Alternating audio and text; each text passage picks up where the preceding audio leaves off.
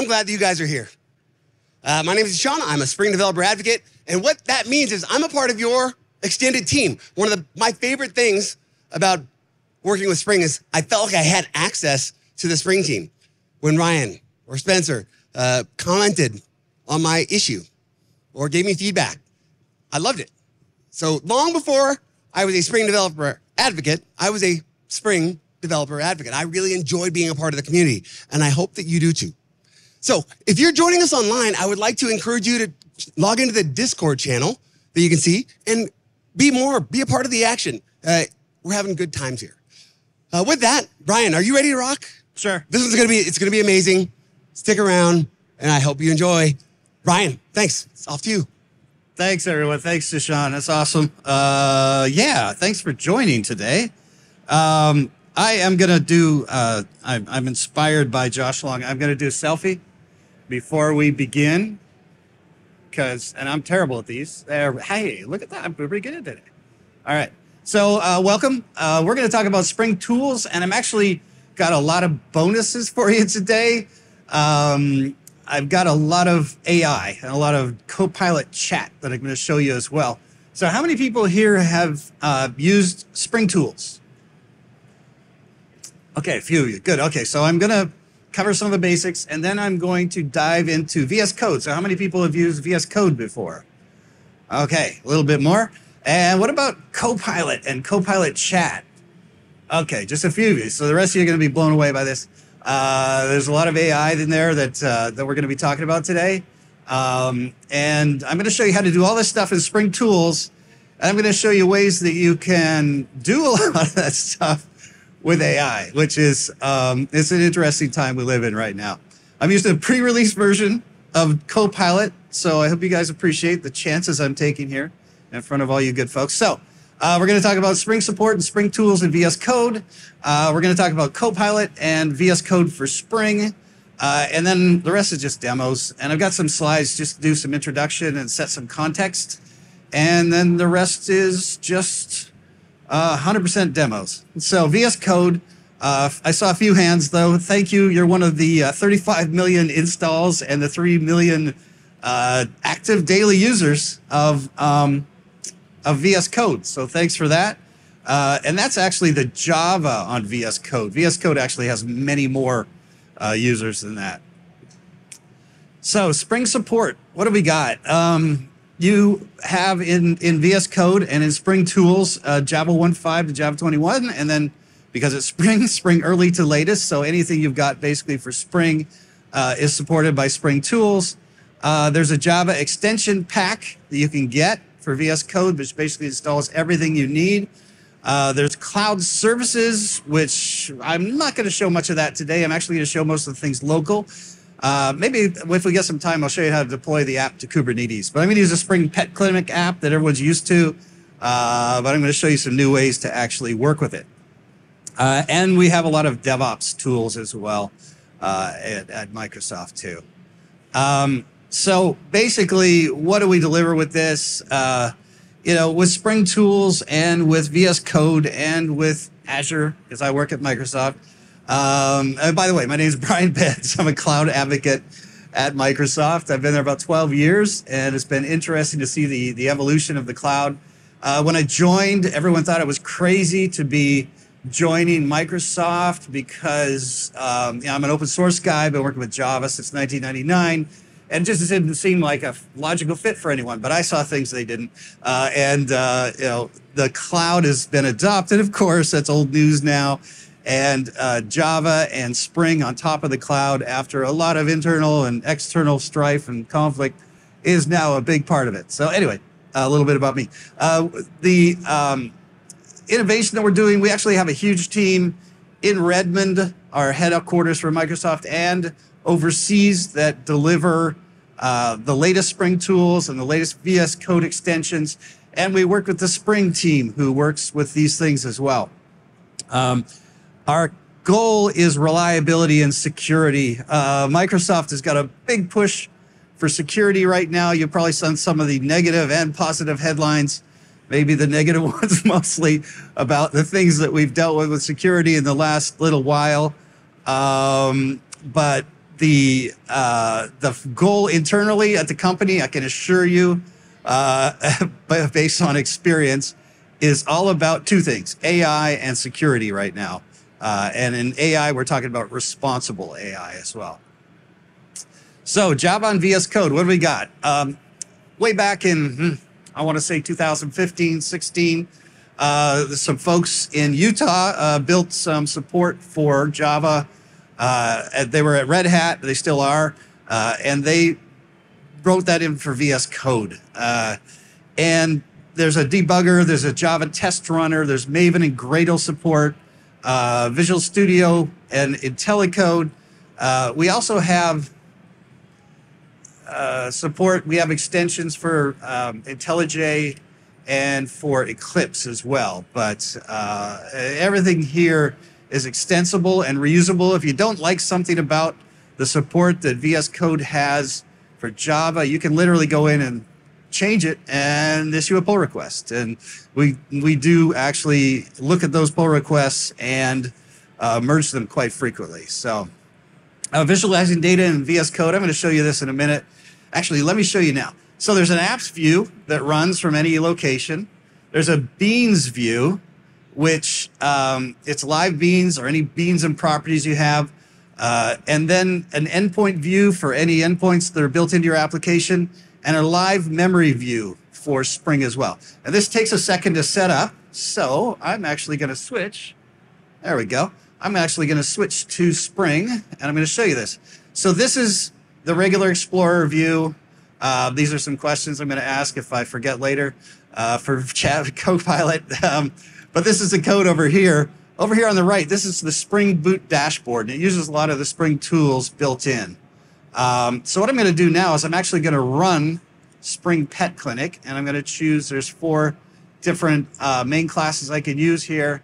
You can use the Pet Clinic application. Just want to make sure I do that.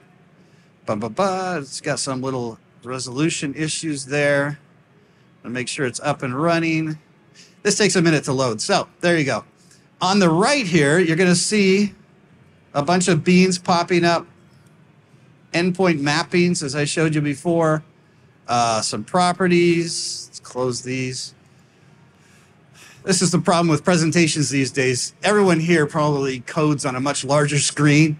So I have to show this small amount here. I try to make it as big as possible, but basically over on the right, let me see. Is that better? There. So over on the right here, we've got the beans running, we've got endpoint mappings, we've got some properties, in this case in application properties, and we've got some memory that we can use, heap memory, There we go. So it's using heap memory. Let's make that a little smaller so you can actually see it. There we go. Heap memory, non-heap memory. Let's see. And then there's garbage collection, pauses. We have none. Yay. We had some earlier today for some reason. Okay. And then garbage collection. That's only on my machine, so why would you have garbage collection pauses? Anyway, all right. And when this runs, I'm sure you guys are, who is familiar with the Spring Clinic, the Pet Clinic app? Most folks have seen it a million times. Okay. Well, just for those of you who didn't put your hands up, basically it's just a way of, you can list veterinarians, you can find owners, you can create owners, add an owner, all that stuff. You can add a pet for an owner. And then you can do veterinarians. And it's got some built-in databases, and you can also connect to some back-end databases too. But that's the application running. This is what it looks like in VS Code right now. And I'll get back to this in a little bit, and we're going to talk about that more. Right. Okay, back to the slides. Where are they? I don't know what happened. They stopped running? There we go. Okay. All right, so you've got the visualization there that I showed you. There's several things that I'm going to mention here, and I'm going to mention these for context because then I'm going to get back to the demo, but I want to make sure everyone's on the same page before we start into the demo. So there's something called OpenRewrite. How many people are familiar with that? Just a couple of you? Okay. So there's some challenges when you upgrade Spring Boot applications.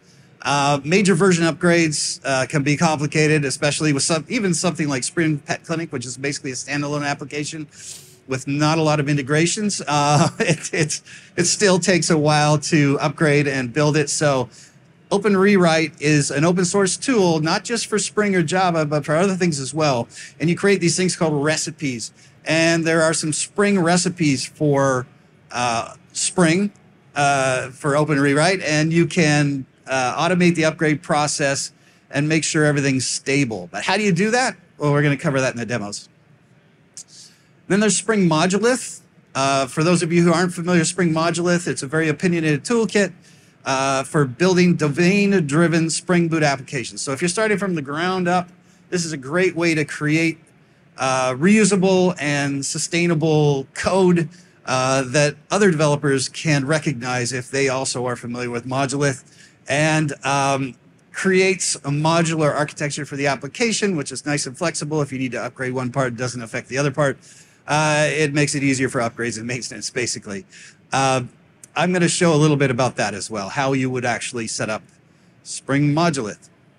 Spring Data Java Persistence API, so JPA, annotations. So there's a way now in Spring Tools to easily update, inline your JPA queries inside of annotations.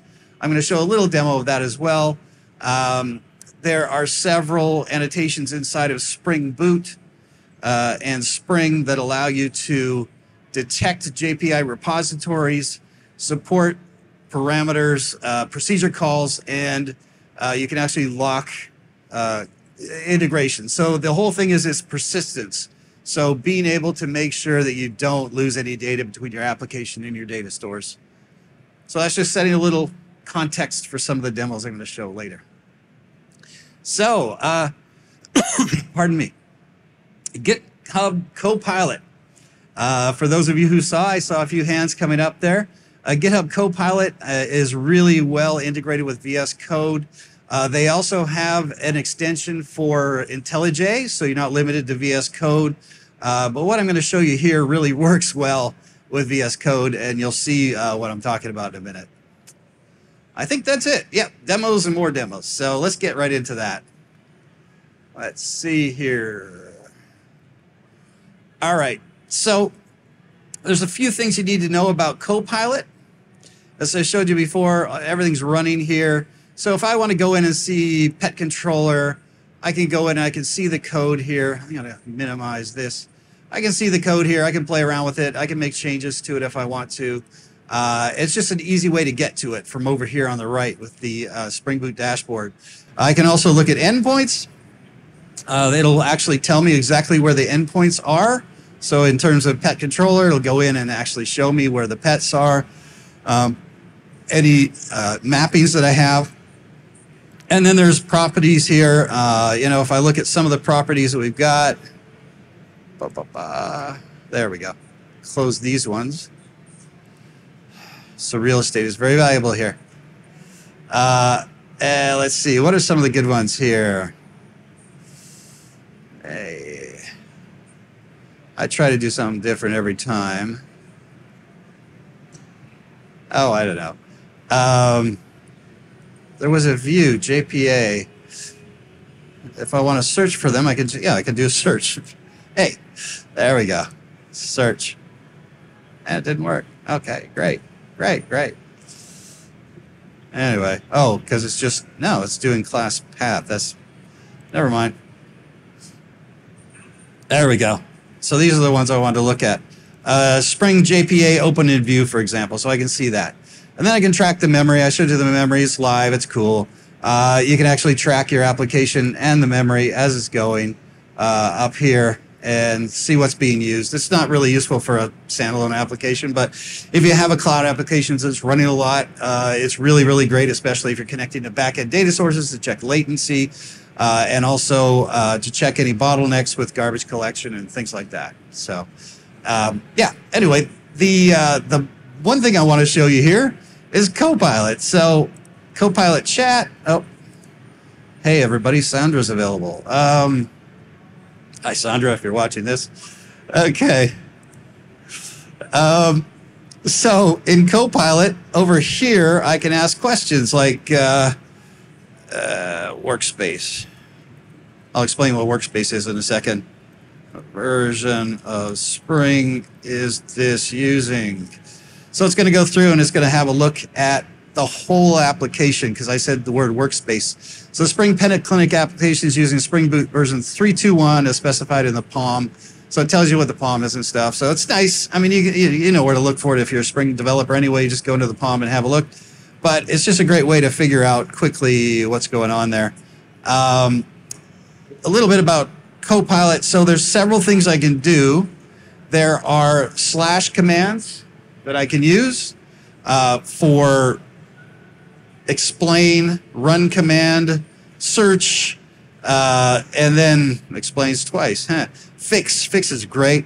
Fix test failure or new tests. I can create tests, or you can help and you can clear the chat, which is very useful as well. There's some context here as well. VS Code will take everything. If it will take the context of this is a VS Code question. Workspace will take, this is a question for the application I'm working with right now. And then there's GitHub or terminal. So GitHub will actually take a question about anything to do with GitHub. Where's a repo for this application? Terminal will take an application, a question about what's inside the terminal right now. So if you have an error in your logs, you say, what's this error? And it'll actually use the terminal and look at that. But I'm mostly using Workspace for this. There's also a couple other things you can do. You can do things like Control-I, and it'll just use the context of whatever you've got in the selection at the moment. But my favorite is, if I get rid of this, Control-Shift-I, and this actually brings up the whole Copilot for the whole workspace. So I can say workspace, how would I upgrade this with OpenRewrite? Okay. And I misspelled it. Let's see if it, okay, it understood me. All right, it knows we make mistakes. So to upgrade the Spring Pet Clinic application using OpenRewrite, you follow these steps. You add OpenRewrite to the project, and then you can run the OpenRewrite plugin, Maven W rewrite run. Is there anything else? I know there's something else. So this is one of the things about AI. It gives you the answers, but sometimes experience helps. Is there anything else? Yeah. Okay, so you do the plugin, yeah. And then you can run the plugin. Oh, wait a minute. There's more. It's not giving me the whole answer. So the answer is there are some pieces of code that you can use with OpenRewrite to add to your application for specific areas to say ignore this part or this part needs to be a specific version or something like that. But let's see. What else do I need to know about? This is why prompt engineering is actually a thing now. OpenRewrite.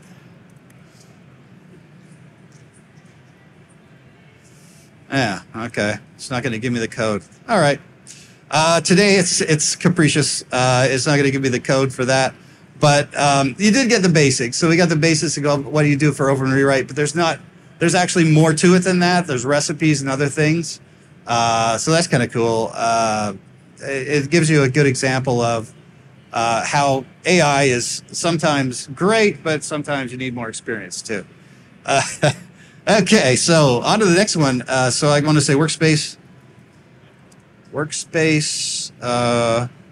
Does this application use JPA? So I mentioned JPA, setting the context back there. Yes, this application uses JPA. Okay, so it tells you the entities, I'm sorry, the annotations, the entity table, column, et cetera, et cetera. In owner, tells you where it is. In pet, and there's actually more than that. But let's go in and say, Where is the code for owner? Okay. So there it is. It's showing me the code. This is interesting. So it shows me the code here, but actually shows me a location too. So if I click on the location, I can actually edit this code. Now I was already editing it. I know I was doing pet controller before. But it actually opens the code for you. And then you can say here, where is JPA in this code?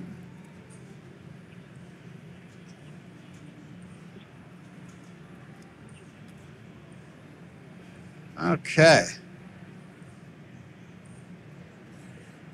Ow, look at that. Now it's screwing up. It used this reference, but it's not telling me where the code is. It's telling me Jakarta persistence. All right, fine. Let's go ahead and we'll see. Okay, so the table name owners, for example, I can update some of these. Where's the update code? Yeah, okay.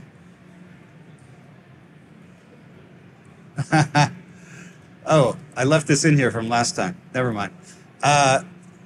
This is a demo, so this is actually returning the code. This is quite involved code. Get pet, integer ID for pet, get pets. Is pet new? Get the ID. Otherwise, basically what it does is it's going to return something unless it's a new version. So let's go and let's just say Control I, fix. Okay. So it'll actually give me, gives me the same code. Last time it gave me something a little simpler. It does this every time. It does something new. So I can choose. The problem is that the method get pet integer ID is missing a closing brace. No, it's not. To add a closing brace at the end of the method. Okay. So it actually added it for me, and I can accept this or discard it. I'm going to discard it. Let's see. I'm going to say Control I.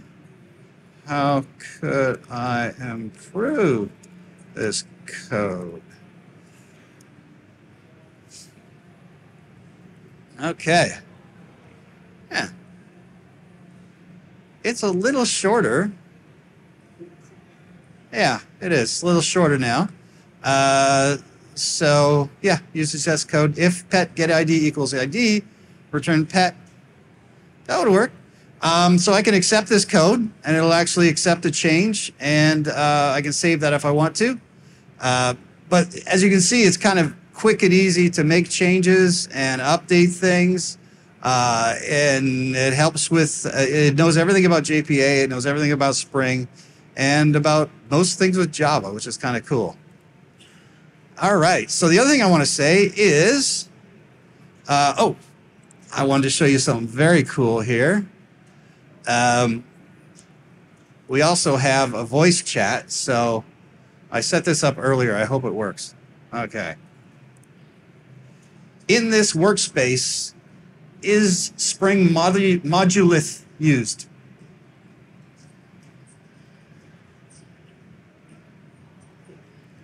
Yeah, so it knows, it figured out that I'm using Spring Modulith. I don't hear anything, though.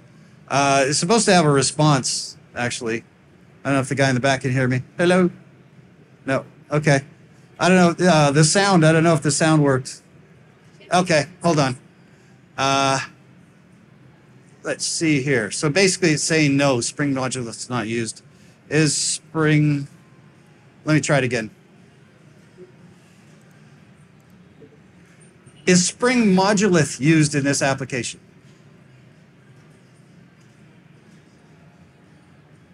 Based on the provided information and the typical structure of the Spring Pet Clinic application, there is no indication that Spring Modulith is used in this application.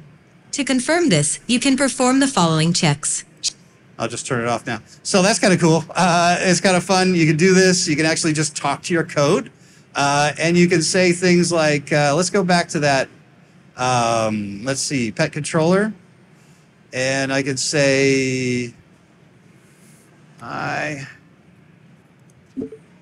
could I improve this code? It said cone. To improve the provided code snippet, consider the following enhancements. Extract method. Extract the validation logic into a separate method to improve readability and maintainability. Use constants. Use constants for the view names and error messages to avoid magic strings. Add logging. Add logging to help with debugging and monitoring. Here's the improved code. Private static final string views underscore pets underscore create underscore r underscore update underscore form equals pets slash create or update pet form. Private static final string redirect underscore owner underscore details equals redirect slash owner slash owner ID. Private static final string message underscore new underscore pet underscore added equals new pet has been added. When I do this, private static it's supposed final to string stop. error underscore birth underscore date maybe if equals I- type mismatch dot birth date. At post mapping slash Going to read the whole thing. By the way, this is amazing for accessibility. It is, in our defense. It's really good for accessibility. So, you know, for somebody who may be vision impaired or something, it's great for that. Anyway, it's kind of cool to be able to just talk to your code. So there's several things you can do with this now. I can insert this into the existing code, or I can, what I usually do is insert into a new file. You can also insert it into a terminal. So if you want to do something like deploy something to Kubernetes.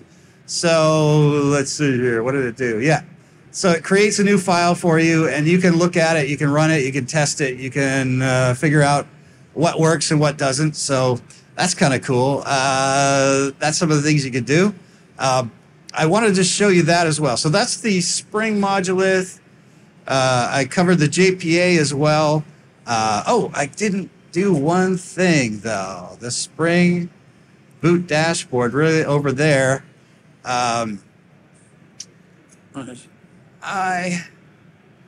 What is this used for?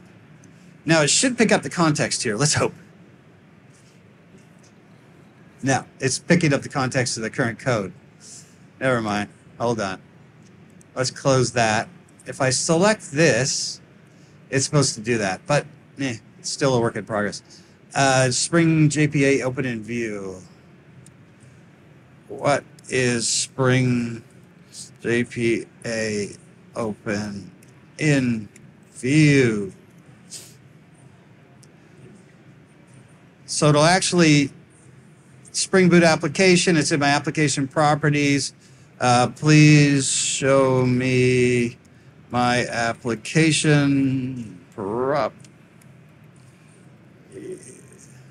And you don't have to do the exact spelling, but I like to. There we go. So it'll quickly allow you to have a look at it, but also you can say, where is that file? Because, you know, it could be in a YAML file, it could be a properties file, it could be in several different places. Oh, it's telling me where the Java file is. Where is application properties? And it could be in different locations depending on if you have multiple contexts for your application. So you can just usually get open from here, but not today. Okay. So I can copy this. Anyway, not sure how to open it from here. Insert it into terminal. Yeah. Anyway, usually it gives you a location for the file and stuff like that. So these are the kind of things you can do. The application itself, you could do things, if you're Java developers and you're not really good at CSS, you could say something like, how would I improve the UI for this application? And other things like that. But one thing I want to show you as well is how would I actually deploy this to Kubernetes if I wanted to. So let's close all this. Not sure why this won't go away. That's nice. Hold on. All right. Control-Shift-I. Workspace. How would I deploy this to Kubernetes? Maybe spell it right. So this is kind of cool. it's actually going to build a Docker image for me for this. There's already one there, but it uses the OpenJDK 17. Then it tells you how to build the Docker image and push the Docker image to a registry. And then there's a Kubernetes deployment and service YAML. This is golden. I don't know about you guys, but this is what I usually struggle with, is the deployment. So in this case, it's doing a deployment for the actual application, and it's setting up a web service to actually access the application from port 8080.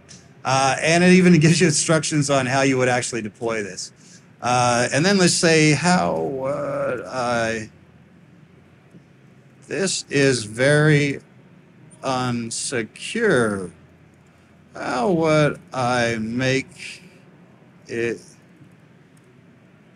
the deployments more secure? And hopefully it's going to give you the right answer, which is, okay, secure Docker image. All right, that's a new one. Yeah, that wasn't the best one though. Names, okay, so Kubernetes security is going to set up some of that. And this is, like I say, this is always different. It's new for me as well. So it gives you different things every single time. This is good though. This is actually setting up a deployment YAML with some security, and then it's going to use ingress controller. Great. Okay, so that's what you would actually do. So ingress YAML, you would use something like role-based access control to access the application. How would I use this with an industry standard access controller like Nginx? Let's see if it comes up with Nginx. Oh, okay, OpenID Connect. All right. Oh, look at that. So this is something that you should know about. Yeah, I was trying to figure out a way to show you this earlier, and I couldn't get it to work, but now it does it. So it's actually showing me some public code. And it tells me that I couldn't actually show you the public code. You can actually set up your own policies for that. But basically, GitHub will not copy public code that's out there, word for word, and it checks to see if it's doing that while it's generating the code.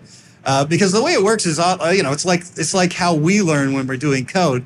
So we actually, we read a book, or we go to Stack Overflow and check something out for an answer for a question that we have, and we apply that knowledge. Maybe we copy some code, and we then write our own code eventually, using the knowledge and the code snippets that we find out there. So it's doing exactly the same thing, but there's certain rules and protocols inside of GitHub that say you're not allowed to use code verbatim from another piece of public code. The way it works is it generates, just like for those of you who are, I'm sure you've seen all the demos for ChatGPT where it selects one word and then it uses probability to figure out the next word and generates a paragraph based on that. Well, it's the same for code. It uses code, it uses class names, and then it generates a probability of what these class names could be, and builds in anything that it needs for completion of that code. And sometimes it's a complete fabrication of code as well. So you can get code that actually is not based in reality and will never work. But most of the time I'm finding it does. I had to recently do a contribution for a package called LangChain for J.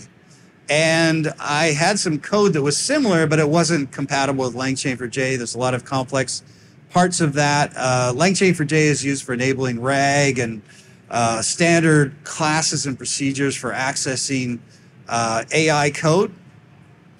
And so the main package that was built is LangChain, and then there's another one called LangChain for J. Anyway, I asked Copilot, can you take this code? It was some code that I had already written a long time ago, and say, use this for LangChain4j, and it did. And it worked the first time, but there were so many problems with the code. And once again, that's where expertise comes in. There were several vulnerabilities built into the code. It was a very old version of Java, which wouldn't have never have been compatible with LangChain4j, and a few other things. So it's great, and it would have run. It would run, and it would compile, and it would build, and it would actually return some results. But it was full of vulnerabilities, and it would actually cause a lot of problems if you put it into production.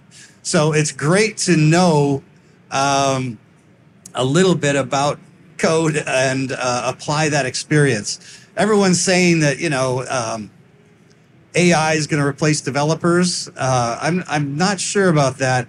I think it might replace some sort of junior developers because it does do the sort of basic snippets, but somebody who has experience with code and has this working alongside them, it's a huge productivity tool. It really is. You can build code and mostly works, and then you can adapt it and change it and ask the right questions to make sure that you're delivering what's needed. So that's kind of cool stuff. What else can I show you here? I think we've got about 9 minutes left. And let me see. I did want to, let me go to my little crib notes here and make sure I covered all the things I wanted to cover.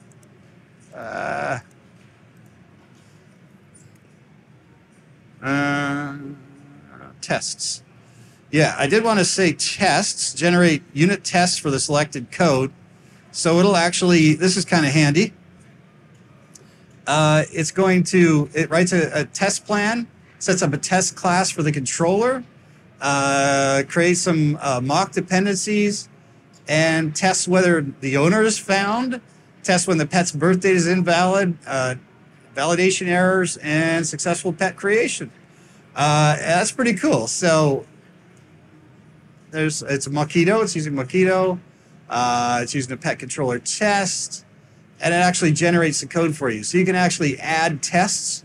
Another thing it's really good at is documentation. So if I just go here and I just say, oh, wait, let me go up here, and I have to create a, insert in a new file. Okay. Now I want this to go away. It won't go away. Why? This is not closing. Send to new chat. Can we send to workspace? No. It's blocking my, I can't get out of here. Oh no. This is not good. Okay, so I'm going to have to, hold on. Close window. Oh, that's painful. And it's going to kill the Java application that I had running as well. That's fun. All right, but it doesn't lose the code. That's good. That's a positive. So one of the things you can do here is you can just say, usually it does it. Hello, come on. Oh, it's still taking a minute to load. There we go. So now we got the autocomplete going. Come on.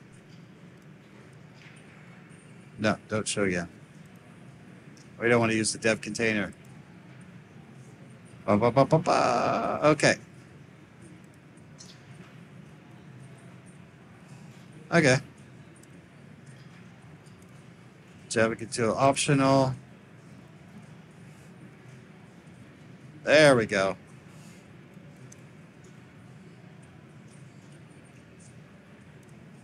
But that's not really what I wanted. So what it's doing right now, sorry, I'm back. Right now what it's doing is actually writing code, but what I wanted to do is write a comment. I want to write a comment. You can actually, usually what it does is right here.